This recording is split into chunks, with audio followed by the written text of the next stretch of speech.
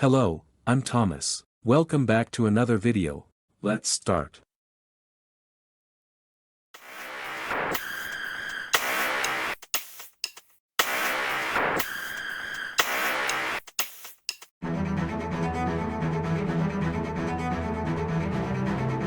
Let's make a wooden cross out of broken wood from a forest nearby. No trees were harmed. Drill a hole through both woods. Put a wire through the holes and wrap it around several times. Nice and rusty. I'll explain later why I didn't use screws.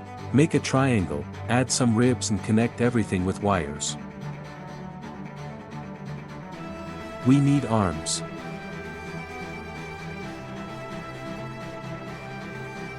With the arms, skeleton 1 is done. Please don't mind my finger.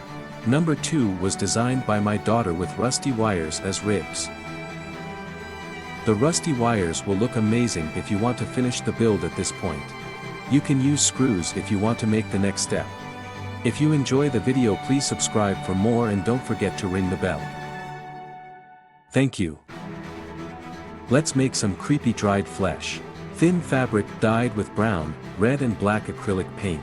Make it darker than this. I had to repaint it later because it wasn't dark enough. Wrap it around the joints like strips of flayed skin. Let's put them up. You see, a darker color is better. There is a tutorial for the zombie heads on this channel too. Scarecrow number 3.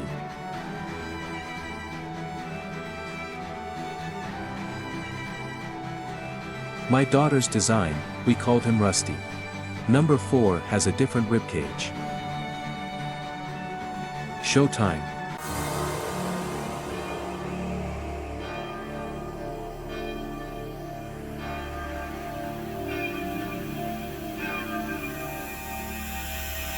Happy Halloween. If you enjoyed this video, please give it a like and don't forget to subscribe.